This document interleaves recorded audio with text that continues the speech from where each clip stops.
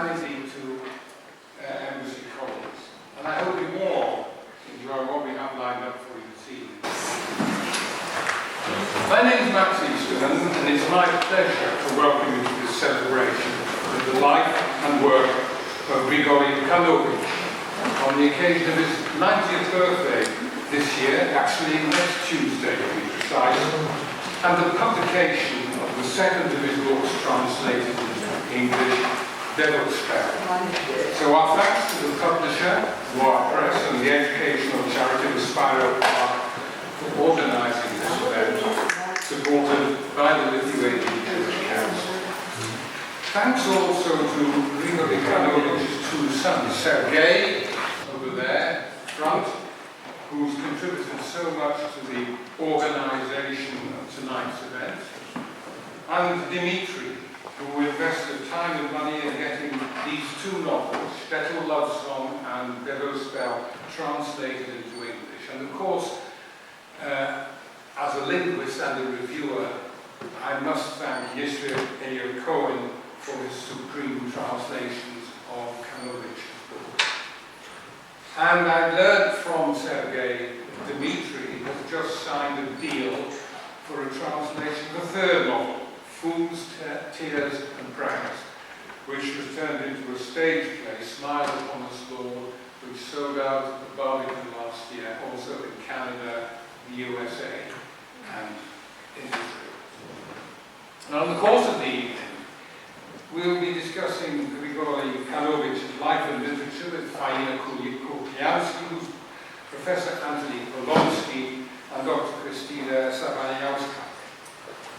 We'll have reading from his two books in English, and the climax of the evening will be a concert of Yiddish songs, A Letter to the Past, sung by Rafael Ascapis, accompanied at the piano by Darius Majinas, and there'll be refreshments around the evening. I'm personally delighted to be your host for this evening, not just because I reviewed Kanovich's two books. My father was the son of Litvax Lithuanian Jews, but the details of how his parents came to Scotland and why were never discussed. There was some kind of taboo in the family, and indeed I couldn't even find out the name of the shtetl they came from. But reading Shtetl Love Song was for me something of a Damascene revelation, because it helped me to understand how they lived, what they lived for. They're all dead now, have been for years. So that understanding came to me, perhaps too late for me to act upon. Just a few biographical notes on Grigory Kanovich. He was born in the 1929 into a Jewish family in Noir in Lithuania. His childhood, which he describes in Shtetl Love Song, was traditional Jewish, and if you read the book, you will know, largely very happy. All of this, of course, changed violently in 1941 when the Nazis invaded, and that event is the basis of the second book, Devil's Spell. He and his family fled Lithuania to Latvia, to the Soviet Union, and he spent the war as a refugee in Kazakhstan. He returned to Lithuania and its capital Vilnius in 1945, where he published his first book of poetry at the age of 19, went to university, graduated in Slavic studies. And one of the things we'll be talking about is the fact that he writes not in Yiddish, not in Lithuanian, but in Russian. He subsequently devoted much of his life to documenting a series of novels, stage plays, the instabilities, the insecurities of Jewish community life in Eastern Europe over the past 2 centuries. He's won many awards, among them the Order of the Lithuanian Grand Duke Gediminas and the Grand Cross of the Order for Merit of Lithuania. He was the chairman of the Jewish community of Lithuania from 1989 to 1993, and a deputy in the last Supreme Soviet of the Soviet Union, from where he warned Mikhail Gorbachev of the growing anti-Semitism in the republic. He emigrated to Israel in 1993. And you may have noticed he is there on Skype listening to the proceedings this evening from Israel. So welcome to London. He's still regarded as the foremost living writer on Jewish themes. Now our first speaker this evening is Fiona. She's a lawyer and chairman of the Jewish community in Lithuania. She is also a former chairman of the Jewish community in Vilnius and has been awarded a number of awards, including the Order of the Knights for her contribution to Lithuania. Her parents were, like Grigory Kanovich, some of the very few survivors of the Lithuanian Holocaust. And she's going to talk to us now about Kanovich's influence in restoring the Jewish community in Lithuania.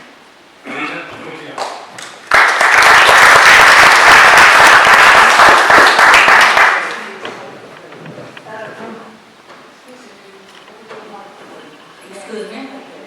Yes, I'll speak in my microphone and touch in one microphone, otherwise you will not see me. It's too high. So I came here and brought best regards from the Jewish community of Lithuania.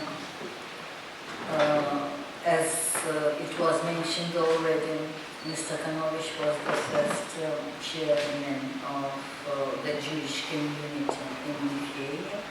The people trust him. Excuse me, I think you need to be a bit closer to the microphone. How is it now? Yes. So I have to repeat? Yes.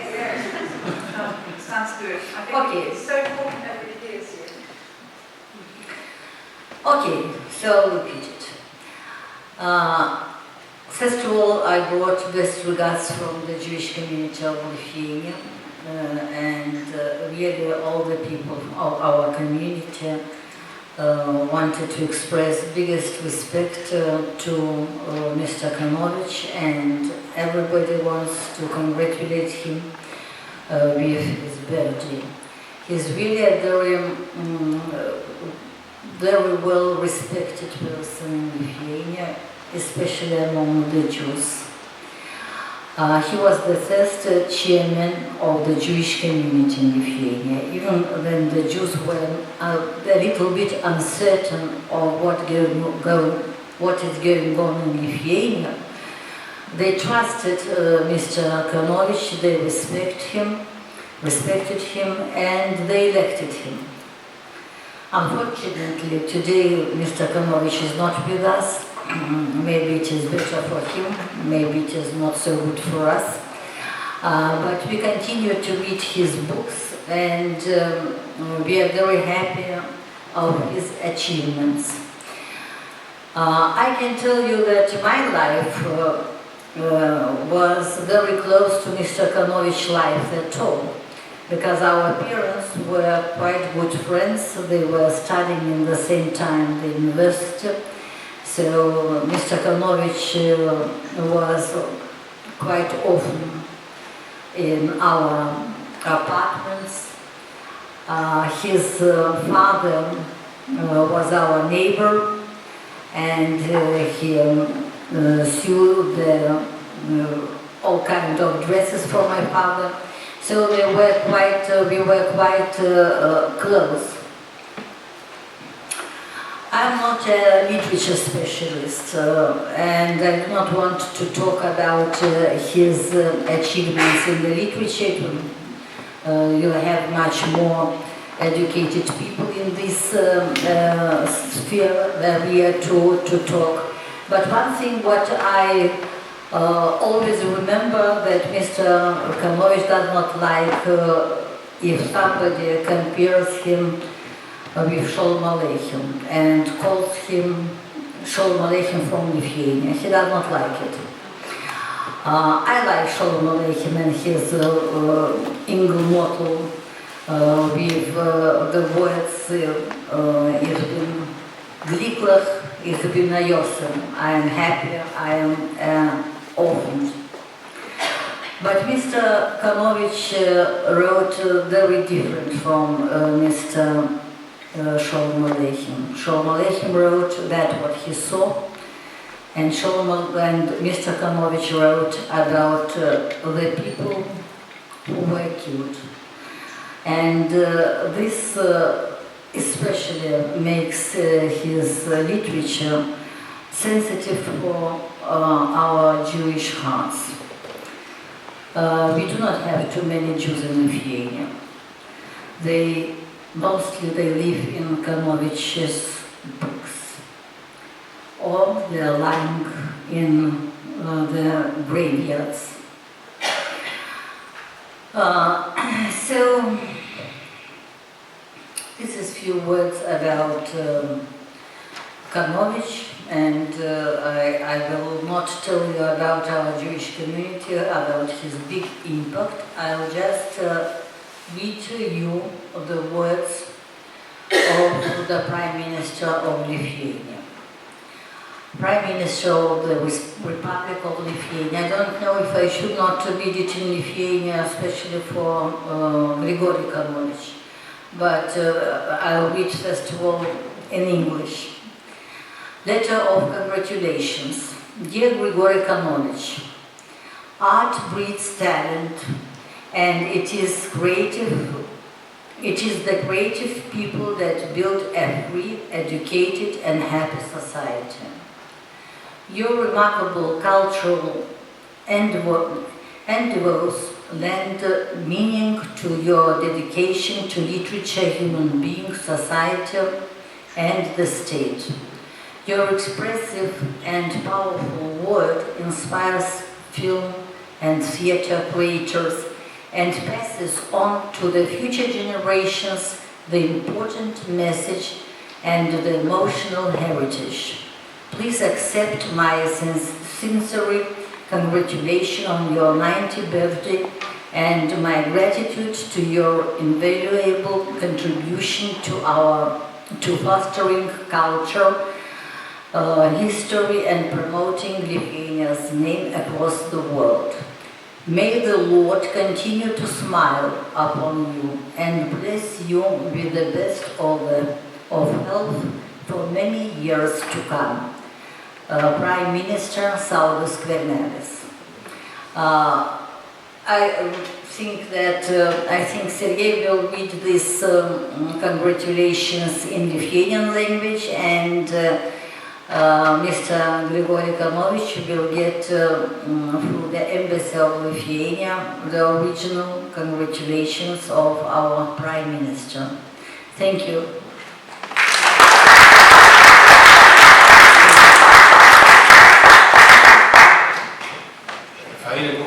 Thank you very much indeed. Now, our two other speakers this evening, whom I will now welcome to come over, Dr. Kristina Sabalios-Kaite, who's an art historian and writer.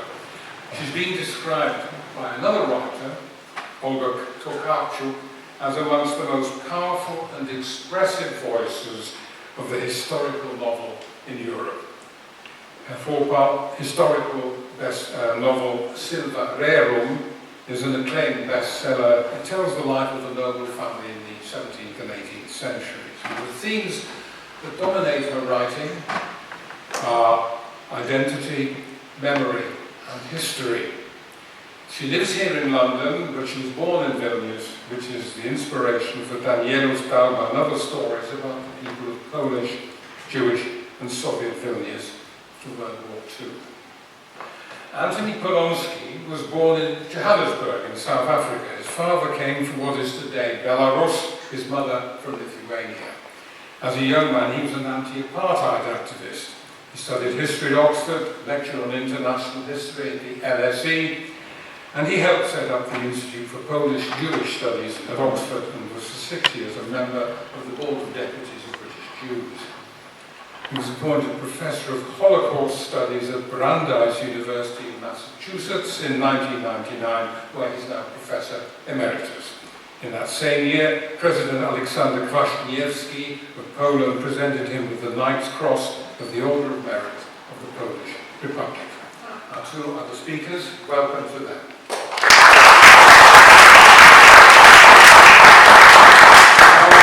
I'm going to stand fire questions up and they're going to use the microphone. That is, I'm afraid, how it has to be. What we're going to do to begin with is to talk a bit about Kanovich's literary career. And I wonder, Anthony, if you'd start and just fill us in a little bit on how he came to be what he is today, the great writer on Jewish things, Jewish history.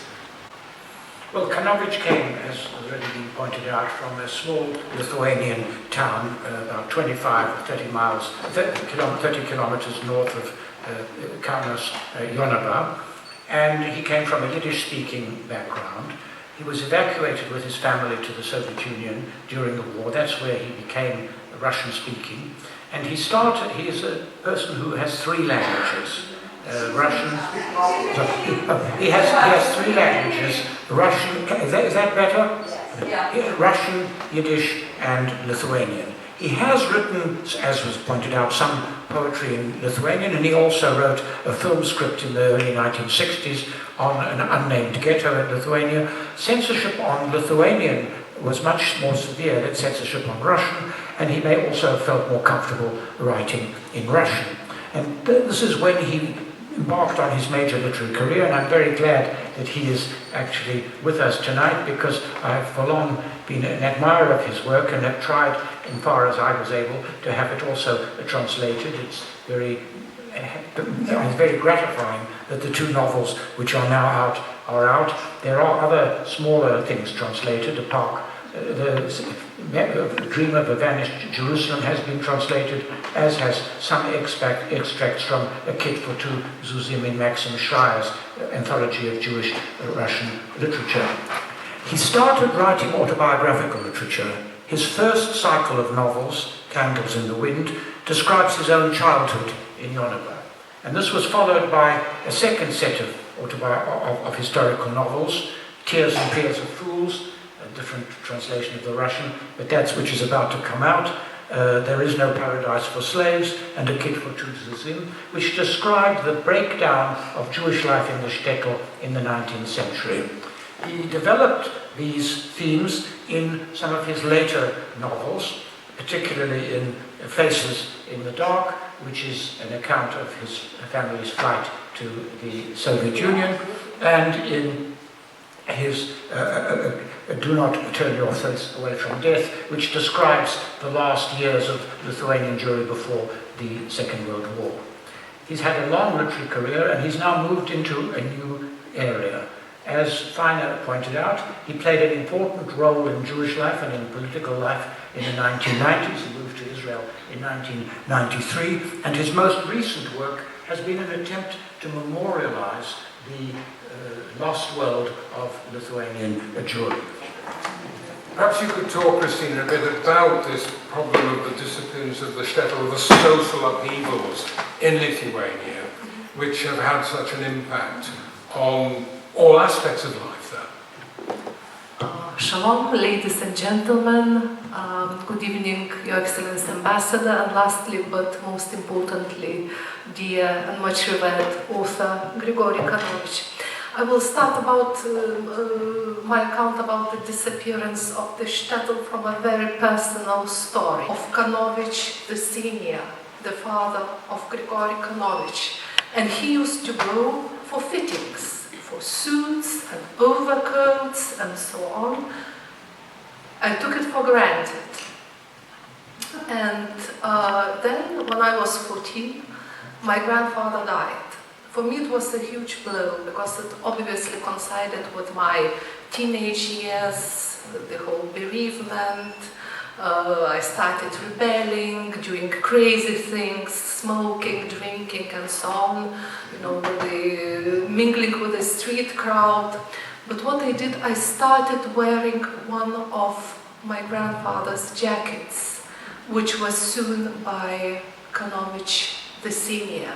And it was in black English wool with horse hair in the lapels. Probably 4 sizes too big, but it went very well with the ripped jeans and lots of silver jewelry. And I wore that jacket, that blazer, to pieces. It literally started falling apart for many, many years. What was left was finished by moths. So there was nothing left. Nothing left of my grandfather, nothing left of his world, of the world of Kanovich, the tailor, and his clients, the world when one even going to buy some milk in the Soviet gastronome, in the Soviet grocery store, would put on the cufflinks and perfume with eau de cologne. That all was gone. And I realized that what are left are memories and then words. And then I started my acquaintance with Kanovich through theater in Lithuania, and then through his literature. And then I found out that many, many things are captured of that lost world of my grandfather. It's a different world of the lost Lithuania, both of the shtetl and both of the cities and their culture, and also of a certain class of Lithuanian inhabitants which suffered from the phenomenon that was very correctly called by our poet Thomas Venclova as not the genocide but the straticide, because all the educated class during the World War II and the Soviet times was also exterminated as the class enemy. And therefore, reading this wonderful book, which I so recommend for you to read, as a reader, as a writer, sometimes either when you read or when you write, you always identify with a certain character. So in this book there is a character who is called Danuta Skuibyszewska, Danuta Hadassah. So I so identified with her because she's left hanging nowhere. She belongs to that old Lithuania. She's born somewhere in the Smorgon, which used to be the proper Lithuania, in the Grand Duchy Lithuania. With the First World War, when borders arose, it became Belorussia. She's not accepted in the main ethnic Lithuania as a Lithuanian though she is. And she marries a Jew and she feels and Jewish and Polish and Lithuanian, but she feels nowhere this complete sense of the loss of that whole world of towns, of cities, of French governesses and so on. It's sort of disappearance. So for me it's very important what I find in this literature is the attempt to capture in words this lost world. And as long as we write about it, as long as we speak about it, that world is not completely lost. And for me it's just, the main, the main pulse of Kanovich literature, what he does, this recapture of the former Lithuania, which is not always remembered. And I invented the term of selective sclerosis, because very often in Lithuania we have to deal with selective sclerosis in the main public discourse by selection of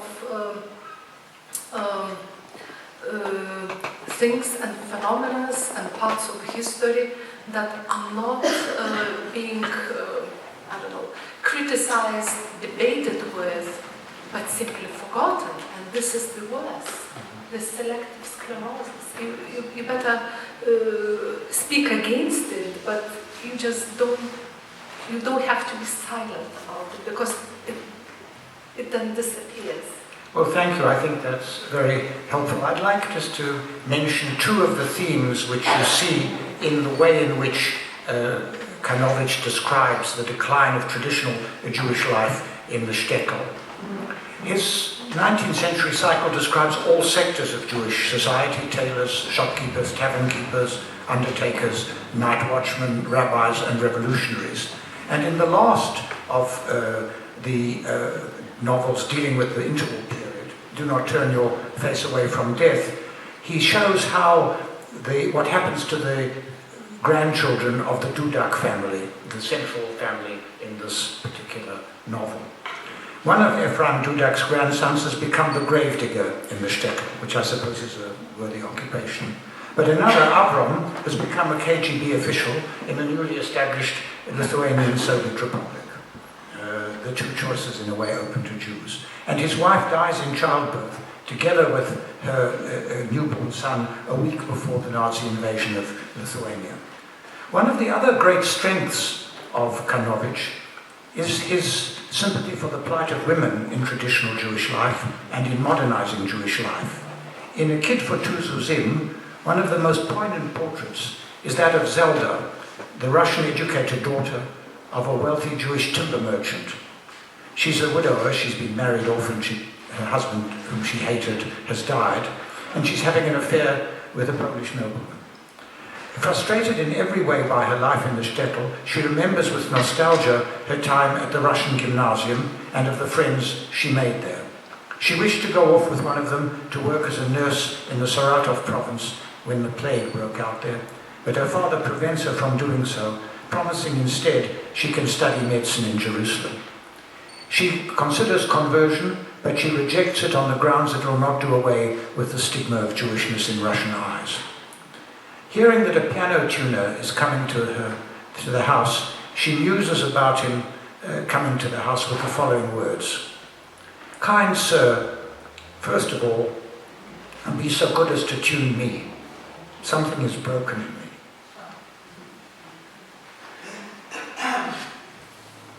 One of the things which struck me very much in Devil's Spell was, and indeed in shtetl, because it's described initially in Shtetl, a love song, was the fact that Jews and Gentiles seem to rub along pretty much okay in Yulava.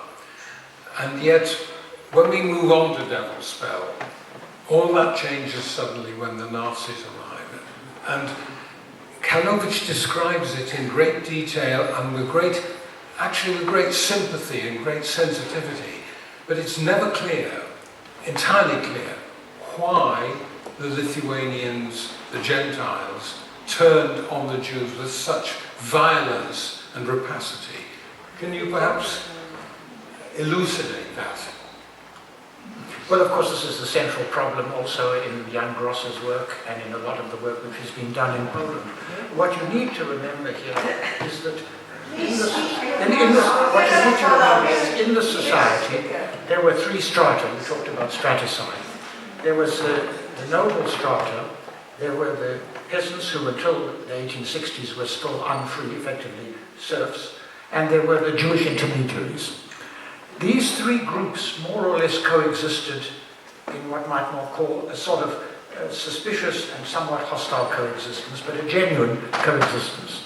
They traded with each other, they talked to each other, they discussed with each other. But the problem with this sort of coexistence is that when the outside, when the order which maintained, when law and order broke down, when the order which was maintained in these areas broke down, those elements which saw opportunity for enrichment or were filled with resentment took advantage of this situation. A war of all against all. And I think that this is the situation which is described in Devil's Spell, and it's a situation which we are familiar with in the civil wars in Yugoslavia. I mean, if you think of the novels which deal with that, they equally show the way in which this more or less peaceful coexistence, suspicious, hostile, but nevertheless genuine, it can easily be broken down. Maybe a little bit also a few insights into the historical context. I think that the answer to this question is words. In other words, language, the problem of language. Because that world, which was before the beginning of the 20th century, was very multilingual. And the rebirth of the independent Lithuania in 1918 was based on ethno-linguistic identity, which is called very cleverly by Czesław Miłosz, the Polish writing Nobel Prize winner who was born in Lithuania. He said that Lithuania was reborn as a philological project.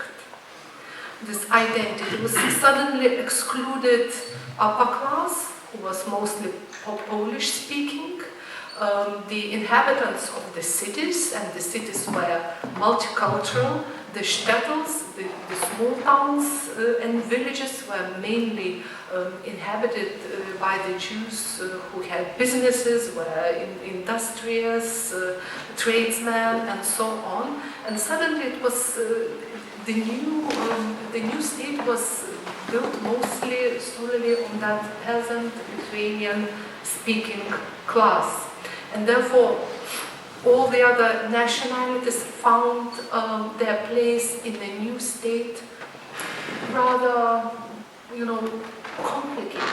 They were not perceived as integral citizens of that new project, of that new state. And this is a tragedy, and I think this is the lesson that we have to learn.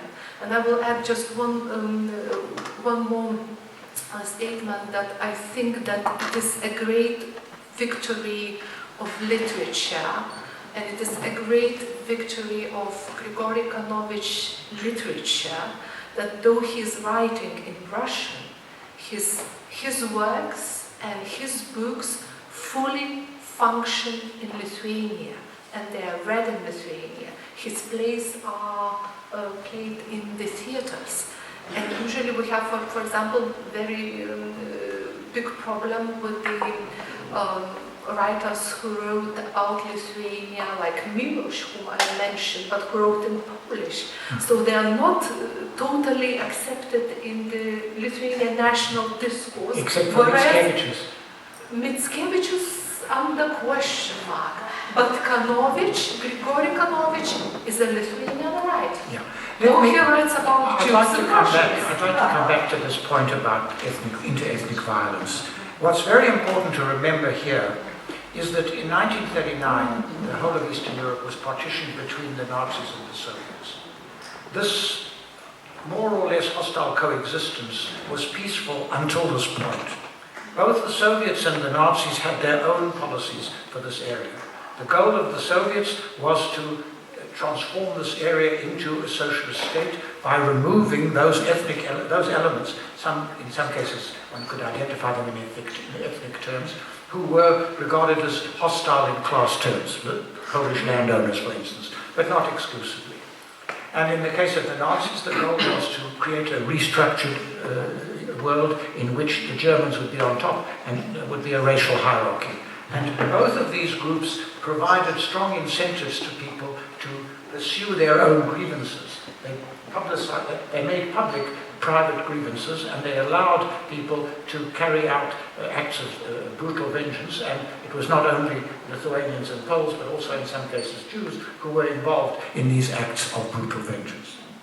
Well, at this point, I would like to read you an extract from Devil's Spell. The point at which one of the Jews and his daughter in Mishkin, which is the town, the fictitious town of this novel, are taken away to the Zelenaya Roshcha, the Green Grove,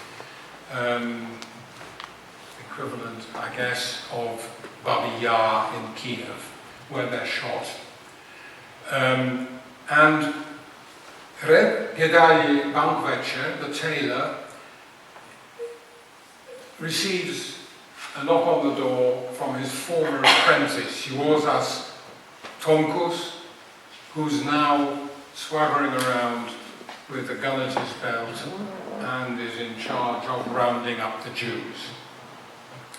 Kanovich tries to explain to him that he actually has a commendation for fighting for the Lithuanian Republic after the First World War. Tomkus is not impressed. It's all in the past, it's history, Tomkus said with half-hearted and useless sympathy. We still have to carry out the order of our Chief of Staff, Taraila. Taraila was the former mayor, now back, now even bigger. What's that? Your Chief of Staff is Taraila? So Razor, who's right? Grigory said, turning to his daughter. Mr. Tadas Taraila did return. He came back, he did, Tomkus nodded. You and I sewed him a business suit. I even sent you to Amsterdam shop for buttons. Have you forgotten? Of course not. I remember. The buttons were large with a grey pattern. When the Soviets came, Mr. Taraila suddenly disappeared and the suit was left hanging in my closet. Still, boss, I seriously doubt Mr. Taraila can help you in any way. I'm not counting on help from him, but from you, Kanovich said with dignity. From me? Tomkus exclaimed, surprised. How long can we go on prattling? Kazimierz snarled. Grigory rushed to the closet, grabbed the suit that was hanging there, held it out to Tomkus. I've been taking care of it the whole time, like the apple of my eye. I sprinkled it with naphthalene, aired it, ironed it again. For almost a year and a half it's hung there under lock and key, awaiting its owner. Georges, do me a favour, take it to Mr. Taraila. That can be done at any time, Georges promised. For the moment, keep it in your closet. As soon as everything calms down, I'll come for it right away. In any case, from today, the keys to your house will be jingling from my belt. I understand, Kanovich repeated senselessly, not daring to look at anyone. So it looks like we've come to an agreement, said Tomkus, and added to the satisfaction of his partner. Now, boss, let's get going. You don't need to take anything. You won't need anything till food. It's the height of summer. You won't freeze, and I give you my word of honour, you won't die from hunger. But can I take my needle and thread and thimble with me? Georges was taken aback. Take a needle and thread and a thimble into the synagogue? As I've told you many times, I take a needle, a spool of thread, and a thimble even to my grave. Can I make just one more very small request, the last one, to say a couple of words? To whom? To her, and Kanovich nodded towards his sewing machine. He's trying to make fools of us, Kazimierz objected. Take it easy, Kazimierz. We're not beasts after all, we're human beings. Why not show respect to an old man? I learned a lot from this machine. Let him say a few words, Georges said. Only a few, boss. No more. Kanovich sat down on his chair, pressed his old foot down on the pedal. Haltingly and indistinctly, he whispered to his iron horse, galloping back through the years and the towns, through revolutions and strife, through his own unbearable losses and unresolved doubts. Grigory quietly thanked her for serving him truly and faithfully for so many years without complaint. Farewell, he uttered, his voice barely audible. He fell upon the rump of his patient, faithful horse, covering her as though he was the warm, grey, tasseled blanket. The occasional Gawker watched them, hostile but with gradually decreasing curiosity. Jews driven out of their homes and being taken under guard from one place to another, it no longer surprised anyone. Razor held Grigory by the arm as though he were a blind man, and indeed he couldn't see anything other than his Singer sewing machine as he stumbled along the cobblestones with a ludicrous kind of hopping step. In the distance, beyond the impenetrable curtain of the Grigory pushcha, an unseen machine gun stuttered evenly and tirelessly, its bullets catching up with soldiers who'd fallen behind their Red Army units, which had retreated in disarray along Lithuanian country roads and highways. It stutters like our Singer, Kanovich commented as he stumbled over a stone. Don't talk, Papa, Razor reproved her father. You aren't paying attention, and God forbid you'll break your leg. That's all we need now. So tell me, my daughter, what do I need legs for now? Grigory asked. For what? Like all Jewish questions, it was addressed more to God than to his daughter Hazel. But on that June day of 1941, when he was most needed, God was not in Mishkina, and there was no one who could give Reb Gedalia the clear answer he wanted.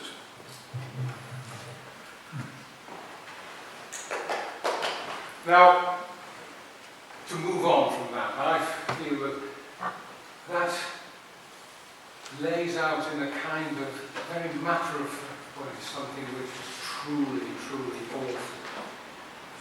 Perhaps we could talk a bit about Grigory Kanovich's writing, his written style, how he gets his ideas across.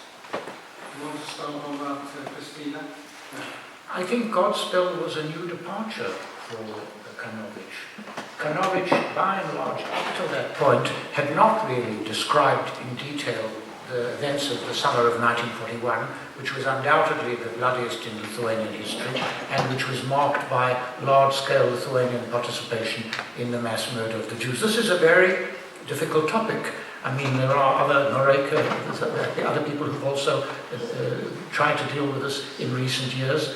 The journalist who wrote Mushu, for instance. But I think it took him a long time to get to that. And I think he also, in much of his work, more recent work, expressed considerable skepticism about the extent to which one could actually learn or make sense of these events. In the Park of Forgotten Jews, which is a description of the Bernardine Park in Vilnius, where a group of Jews, representative in various ways,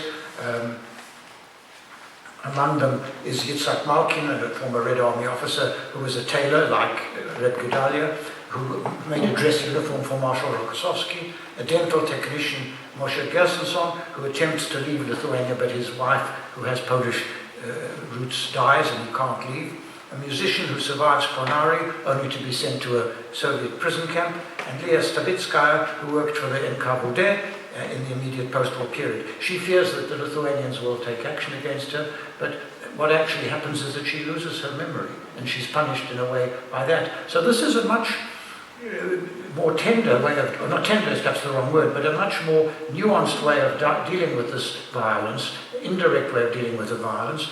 And in it, at one stage, Malkin is the main character in this particular story. A particular Lithuanian Jewish researcher called Valery Eidelman at the newly established Jewish Museum brings to Malkin a Jewish researcher called Joseph Fishman to ask him about the life of Litvak Jews. And what Malkin says is as follows: why should we learn more about our troubles than we already know?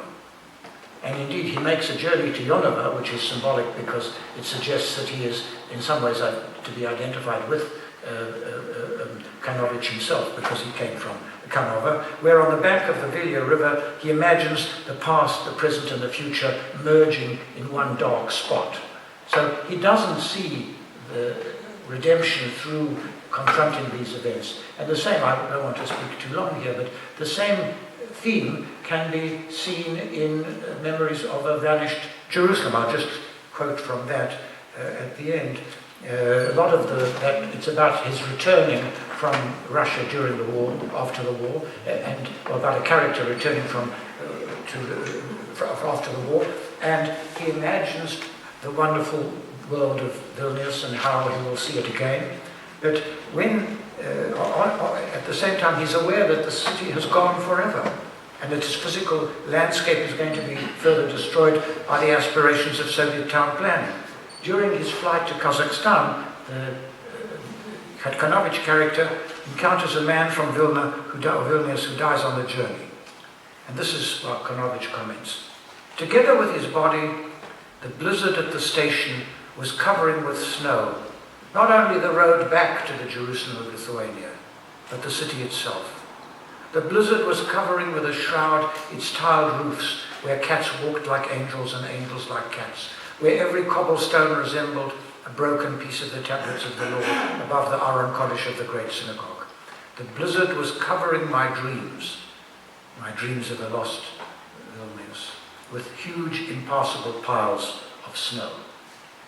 Christina, can you perhaps talk to us now a bit about how Kanovich has impacted on literature generally in Lithuania and also on the readership, on the people who read the books.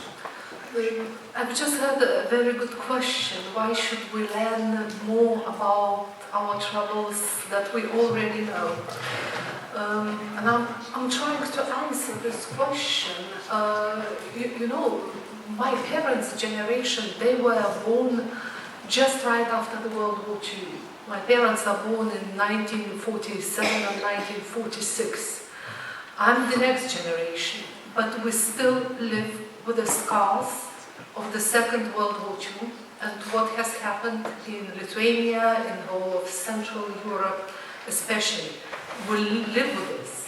It still hurts, it still matters, and only by talking about it, by trying to understand what's happened and trying to prevent it, to repeat it in the future, we can live. And what Grigory Kanovich does, he tells stories. He tells stories that people, Lithuanian readership, just listen. He's like the piper of Hamelin. He leads them into the depth of the story through human histories. And I think what is very important about Kanovich, he doesn't write about Jews, Lithuanians, Poles, Russians.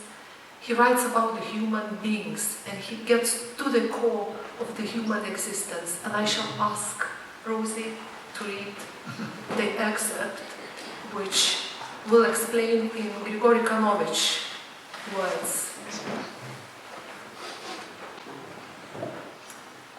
Why was it, Elisheva pondered, that Sarah, that Satan, who always posed as the Messiah, was so good at enticing people into his nets, making them servants of evil?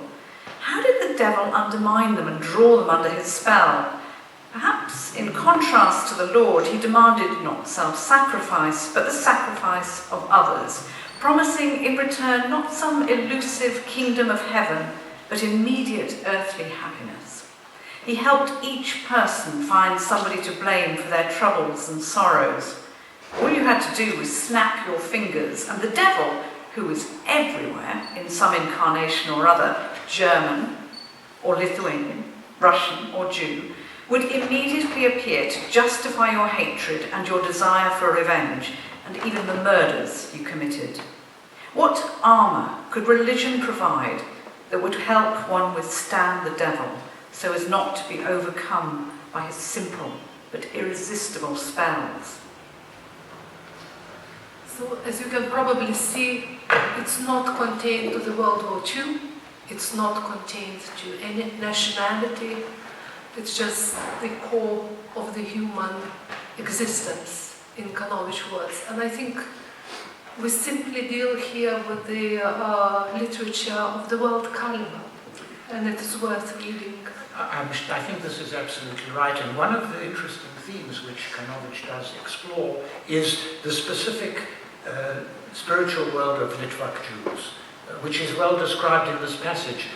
The idea that the devil is there offering you concrete things, whereas what God asks of you is something so abstract that it's difficult to approach it. In the Tears and Prayers of Fools, which, as Max already mentioned, is about to be available in English, the shtetl is visited by a half-prophetic, half-mad wandering Jew who promises to intercede with God to pardon the sins committed by the locals.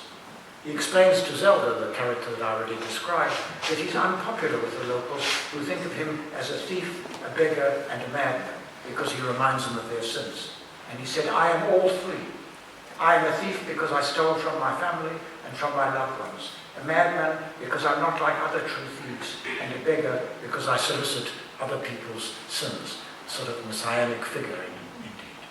But in spite of what you just said, one of the things which really impressed me reading both these books is the detail of family life and family squabbles and things which I'm sure many, if if not most Jewish people, would understand instinctively, because it's somehow part of the, if you like, the tradition, the family tradition.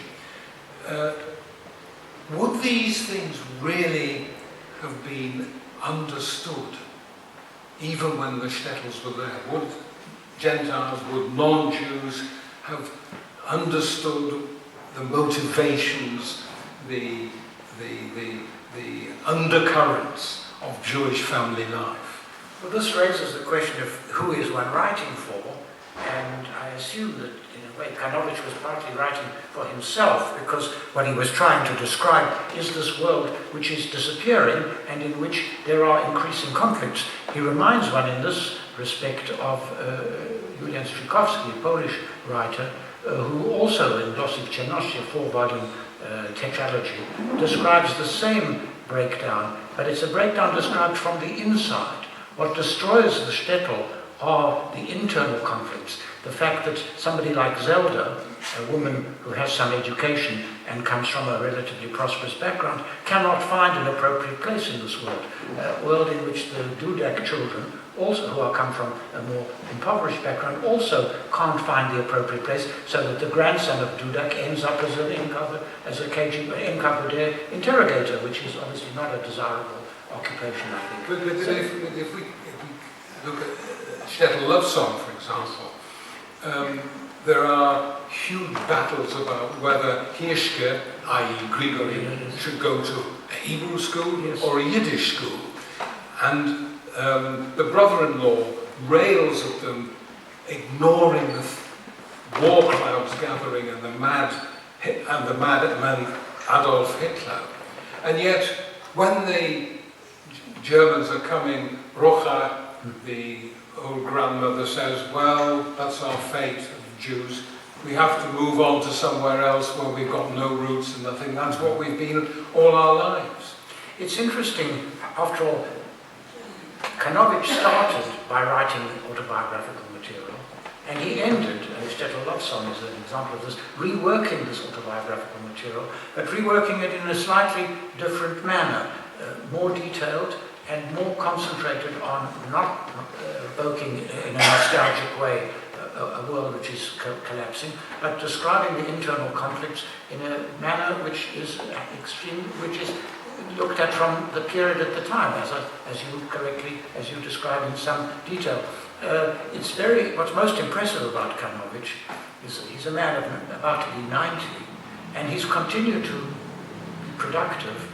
He came rather late to writing. I think that the first autobiographical novel was published in 1979. I mean, he was doing things before that. He was trying to write Lithuanian film scripts in Lithuanian, but he really found his own voice in the late 1970s. But he's continued to speak in that voice until the end of the 10s, and that's a very impressive achievement. Christina, how do you think non-Jews, Gentiles, Lithuanians, no doubt, possibly Latvian Poles, react to this very inside view of Jewish life? I think I can answer that as a reader of Grigory Kanovich.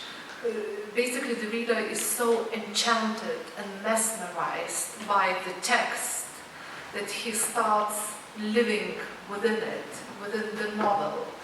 And by teleporting into that world, he or she comes out of it understanding it more. And I think that's the main task of any good literature. That's what literature should be about, bringing down the barriers, showing life, allowing to experience life which is otherwise would be, unknown, unrecognizable.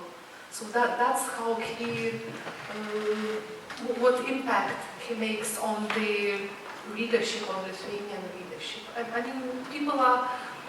It's simply so well written that people read it, and after reading it, they understand it more, and that's that.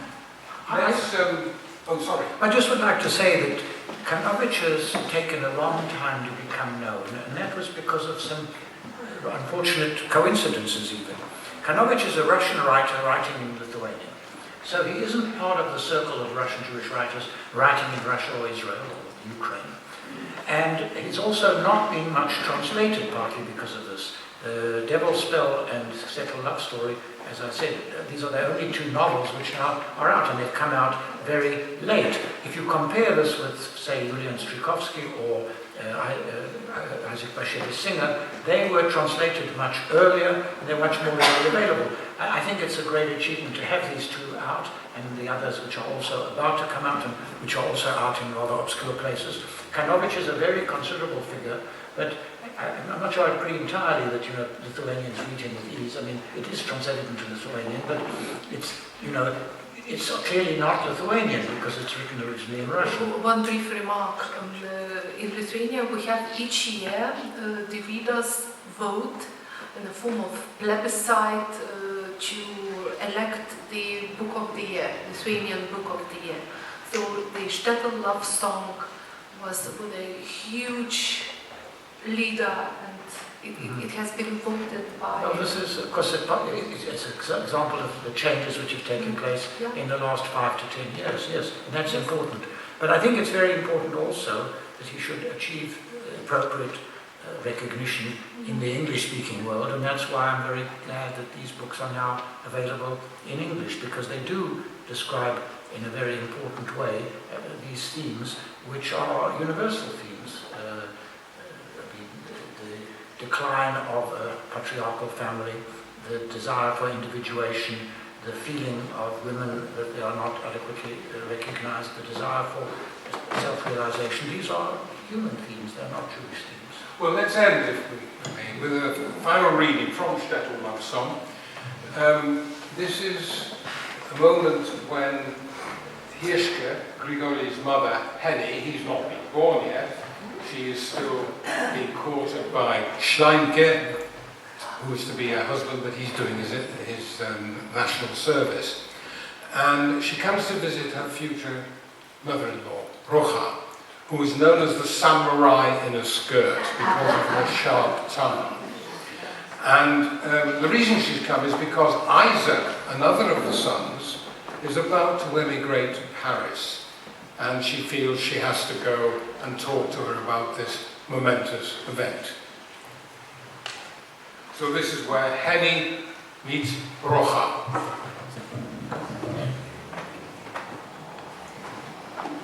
Greetings, Henny said. Greetings, greetings. Why have you come? Did you get a letter from Schleinke? No. Then what are you doing gallivanting around the shtetl and not taking care of your little ward? After all, it's not Shabbos, it's a holiday. Raphael has a cold. I decided to come and ask you how you treated your children when they were sick. With a parsley infusion. I'll tell Ethel that. Dr. Blumenfeld prescribed some pills for Raphael, but he still has a rash. Don't try to make a fool out of me. I can see from your eyes that you're lying, my dear. Even though you don't blush from shame, you hardly came here because Raphael has a cold. Admit it. I understand you don't believe anyone in the world. You're hurting. And it seems to me that pain is stronger than any faith. But if, God willing, we marry, then we will be with you to the end. Whose end? Asked Rocha the samurai, as if raising a sword over her head. Maybe I didn't express myself very well. Forgive me. It's because I'm upset. No, you spoke right. It's a great happiness when your children are with you to the end. Rocha began to cry. She rubbed her eyes with the corner of her apron and wiped her nose, which resembled a bird's beak. I gave birth 10 times, she said quietly. I did so for myself, not for France or for America. 6 of my 10 children survived. I don't think God has any reason to be angry at me because I was fruitful and multiplied, but at least he shouldn't punish me for my words. I'm angry at him, but can't do anything with my anger, while he eats away at me like a worm. Why is he taking my children away from me? Why? Henny didn't dare open her mouth. She stood to attention before Rocha like the Jewish firemen had when they stood in front of the Lithuanian high school, dressed in their brand new uniforms, as the national anthem was sung during President Smetana's visit to Yanova.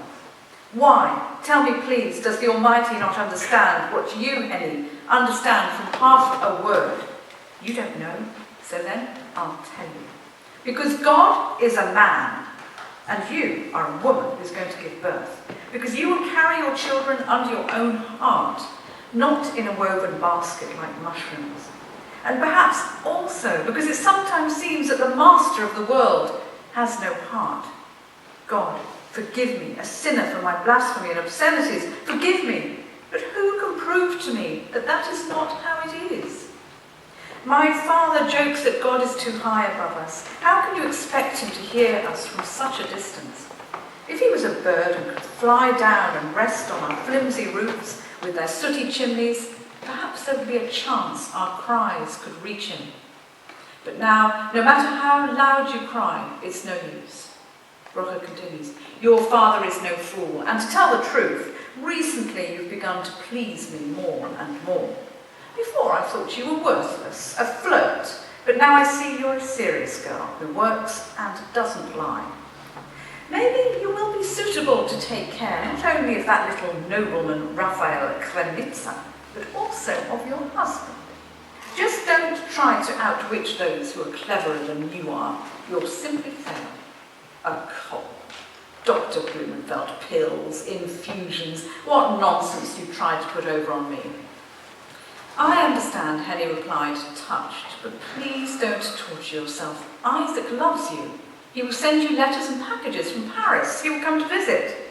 The way things are going, we'll only get to see our children and our grandchildren when they come as guests. Hopefully, only one will leave. But what if Isaac is followed by another two? Henny was stupefied. Leia's thinking about going, not to Paris, but across the ocean. And Mottel too, though he and his Sarah are only thinking of going to Kaunas, thank God. Only my poor Joseph in his mental hospital isn't leaving us. Troubles don't come alone. One draws another in its embrace. Well, now we've spoken heart to heart. All my hope rests on Schleimke and on you, Henny. On me? Yes, on you. Only you can hold him back. Henny didn't manage to reply. David emerged from the adjoining room in his leather apron. His glasses held on a thin string slipped down to the very end of his fleshy nose, and his reddish goatee was streaked with grey. The top of his head was bald. Let me look at you. The truth is, you're quite a good-looking girl. Lovely, well-proportioned and sweet, like a bun with poppy seeds. You old womanizer, Rocha said, pouring cold water on his ardour.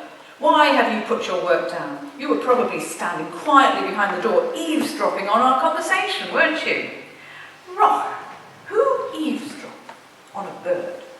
A person listens to a bird. May Henny forgive me for my directness, but the thing that keeps a man from moving to Paris or America isn't words or pleas, but the kid gloves of a wife and her bed. That's been proved over the ages, and Rocha, you can confirm the truth of my words, since you yourself have never taken those gloves off. You wear them all year round, and you don't even take them off to have them washed, David said, pointing with the end of his shiny nose to the veined hands of his companion of many years. Just listen to the wise guy. What a connoisseur of women has suddenly turned out to be, Rocha said in exasperation. Go back to your awl and hammer already. Somehow we'll manage without your advice. David waved, bowed to Henny, and shuffled back to work. Kid gloves and a bed, that's all it takes, he said, turning as he crossed the threshold into the next room. They're more powerful than any argument.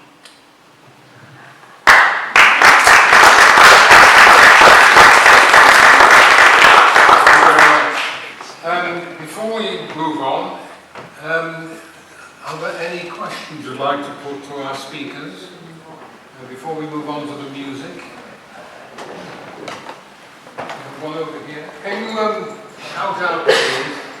I'll try. I think you were trying to ask, who knows it, the same question. I can fully understand that the enchantment of the way Kanovich writes would absorb a reader. But a reader who does not share the Jewish experience, which is the majority of Lithuanians, I don't know what they take away with them in terms of the message. Does it make them conscious of their own historic role in the murder of an entire community? Because I get no sense from anything that I've ever experienced relating to Lithuania, and I actually went on a trip, that there's any recognition within Lithuania that the Jews ever existed, never mind that they were, a flourishing part. It's as though that has been completely wiped out, and their contribution has been completely ignored and erased. So I really don't understand why you bother to read the book, or why. I'm afraid that one trip to the country which is Lithuanian speaking, and naturally there is a language barrier, would explain what is actually happening in Lithuania right now. As I've already very briefly mentioned, that in the last, 5-10 years, especially for my generation, for the grandchildren of the World War II, as we call it, this is very aching, important problem, which we are trying to understand and to resolve and to repent. And I wouldn't agree that nothing is happening. Well, I wasn't there in the last 5 years, but I was there about 5 years ago. And if you arrive in Lithuania and you buy a guide to Vilnius, there isn't anything in the official... It depends which guide you buy. It depends which guide. I'm a tourist. I'm talking about a tourist. If you come as an outsider or tourist and you visit Lithuania, there isn't a mention of the Jewish community. That's not correct. Let me just say something about this. There was a historical commission set up by the President Adamkus to investigate the two occupations of Lithuania. There was a lot of controversy about it, but the 3 volumes which deal with the occupation of Lithuania by the Nazis and the mass murder of the Jews, in particular the volume written by Christoph Dickmann and Shaulus Redelis, which is written in English and you can find it in your library and read it, describes in most graphic terms how the Lithuanian population participated in the mass murder and the way in which this issue was developed. Varaskaite's book Mushu, which means us, came out in Lithuania in 2016.